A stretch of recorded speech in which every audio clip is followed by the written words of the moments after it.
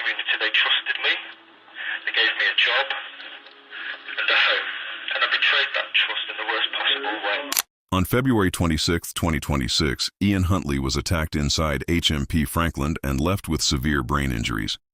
He was rushed to the hospital, but days later he died from those injuries after the prison assault. Ian Huntley is a British man who became one of the most notorious criminals in the United Kingdom after being convicted in 2003 of murdering two 10-year-old schoolgirls, Holly Wells and Jessica Chapman, in Soham, Cambridgeshire. At the time, Huntley was working as a school caretaker, and the case shocked the entire country. He was later sentenced to life in prison with a whole life order, meaning he would spend the rest of his life behind bars.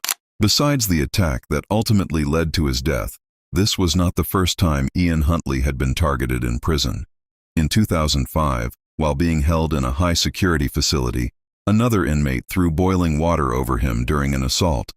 The attack left Huntley with burn injuries to his face and neck, and prison staff quickly intervened before providing medical treatment. The incident was one of several times Huntley was attacked behind bars, reflecting how widely hated he was among other prisoners because of the crimes that put him in prison. In 2010, another inmate attacked Huntley inside the prison and slashed his throat with a makeshift blade. The assault left him seriously injured, but prison staff responded quickly, and he was rushed for medical treatment. The attacker was later prosecuted and received additional time for the violent assault. The incident showed once again how Huntley remained a major target behind bars because of the crimes that led to his life sentence. And the man responsible for taking this notorious inmate out is someone who has committed some horrific crimes himself. Anthony Russell is a convicted British murderer and rapist who carried out a brutal killing spree in 2020, murdering 3 men in separate attacks across the Midlands. After the crimes, Russell went on the run before police tracked him down following a major manhunt. He was eventually captured by armed officers and later convicted in court, receiving a whole life sentence, meaning he will never be released from prison. And it was this same violent offender whose arrest was captured on police body camera footage. The footage you're about to see. There's the car.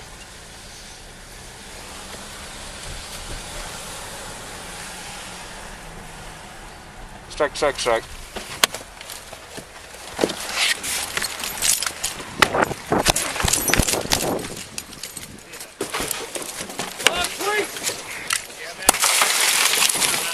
Oh, please! Get your I've got his hands! Got his hands! Get him! Get him! Yeah. Anthony Russell, you're under arrest for the murder of 3 people. You do not have to say anything but my army defence. You do not mention one question, something which you later rely on court as. You do say maybe given evidence. 3 people who lost their lives, and another 3 people who were subject to violent robberies and again left for dead. Each of those in their own way were vulnerable people, either due to mental health, due to illness or due to age. So the chain of events we know now, it was the murder of David Williams. David was an associate, a friend of Russell. We don't know exactly why he killed him, but we think there was some kind of disagreement. David's mum, Julie, was obviously concerned for David. She hadn't seen him. She went to Russell and asked him if she'd seen David, knowing that he was dead. He was actually dead in his flat. He said he hadn't seen him and actually helped Julie look for him. Again, another callous way. But then we know that he then killed Julie in an attempt to cover her tracks, and again a violent attack, leaving her dead in her house. From there we know that he knew there was a murder inquiry and fled from Coventry, went over to Leamington, and there tragically he befriended another person, a vulnerable female. She was pregnant, Nicole McGregor. He befriended her and killed her, left her body in a parkland. But again, another callous way. He spoke to her boyfriend who was looking for her and helped him look for her. So again, another callous way of covering his tracks, but used extreme violence. Russell was extremely dangerous, and obviously we need to arrest him as quickly as possible. This was a significant manhunt, indeed one of the biggest manhunts that West Midlands Police has run, and we work with colleagues from other forces around here, including Warwickshire and Staffordshire, who subsequently arrested him in the car. CCTV, both recovery of CCTV and the painstaking watching of that CCTV was crucial to this case. Over 9,000 hours of CCTV was gathered. It took us over 6 months to piece that together, just to show exactly what Russell had been doing over those 7 days of violence. And that CCTV evidence, along with forensic evidence, witness evidence, that weight of evidence has led to these guilty pleas from Russell. Russell, an extremely dangerous man, used extreme violence in all of the offences, showed no remorse. Indeed, when he was questioned by the police, he wouldn't be interviewed. He sat with a blanket over his head and wouldn't wouldn't engage with the officers interviewing him. Okay, if your name is Ian and you're in the UK and you're in prison for doing really bad stuff, you better watch your back because most likely you're going to die. This is the second Ian that's famous that got murdered in prison recently in the past, 6 to 8 months? Ian Watkins himself right here, he got murdered recently too. Now, when it comes to this case, this is what you call prison justice.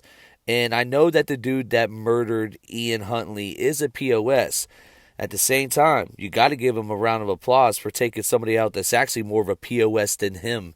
And I'll explain why. Because, there's young females that are involved in Ian Huntley's case. And this dude, Anthony Russell, he was in there for killing 3 men, right?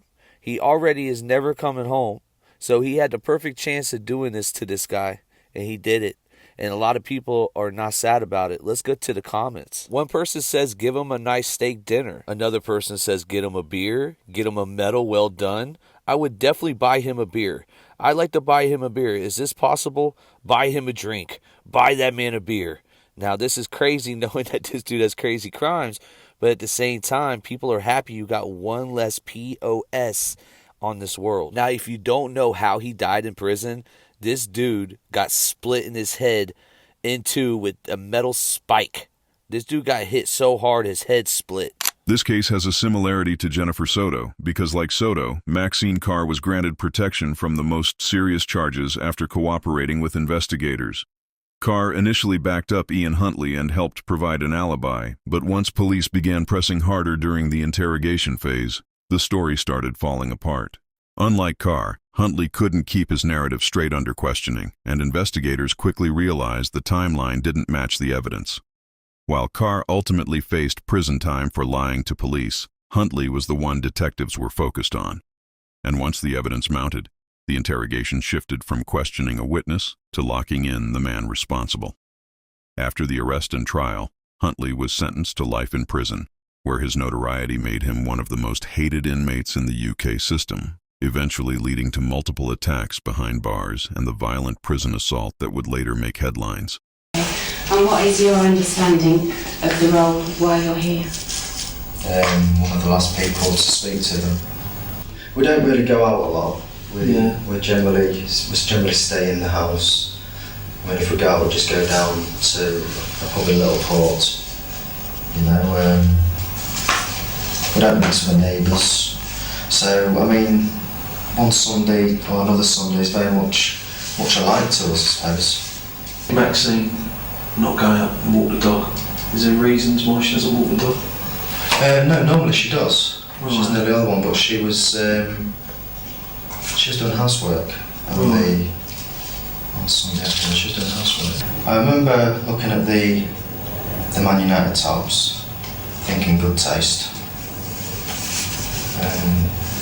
That was it, I think, really. Can't remember thinking anything else.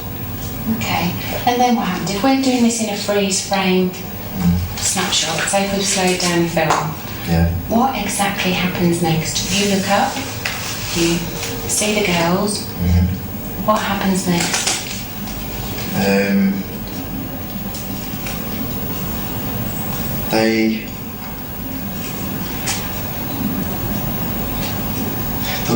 It sounded like mumbling to each other, and they kept looking over at me. They slowed the walking right down.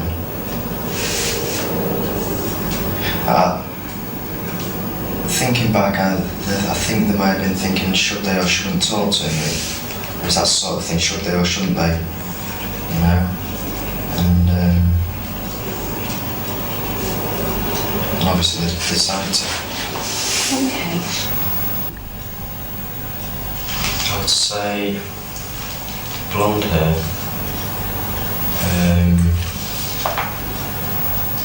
about shoulder length,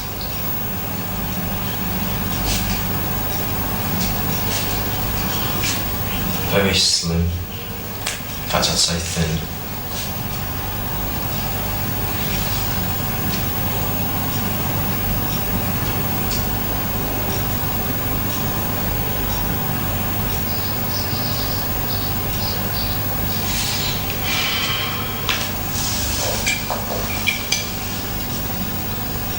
The pressure was beginning to show.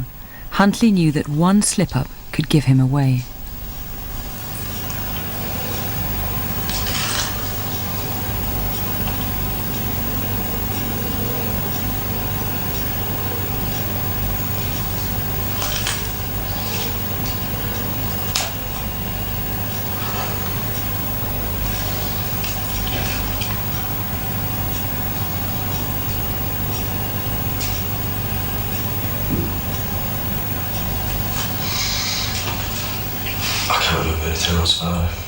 You described to me how the girls turned and walked away and you saw the rear of their shirts with Beckham on.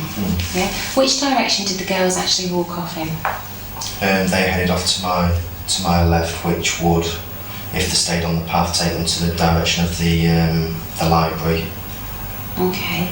And how long do you think this whole conversation actually took place for? A minute. Not long. Can you give me your full name and address, please? Ian Huntley, College Close, Soham. Thank you, Ian. Now, before we start, I want to caution you, Ian, and that is to say you do not have to say anything, but anything you do say may be given in evidence. Now, do you understand that you are under caution? Sorry, can you repeat that? Yes, what I have to do is caution you, and that is to say you do not have to say anything, but anything you do say may be given in evidence. Okay, do you understand that? Can you say yes or no? Yes. Do you understand that? Have you revealed about whether you want to be interviewed or not? I don't want to be interviewed.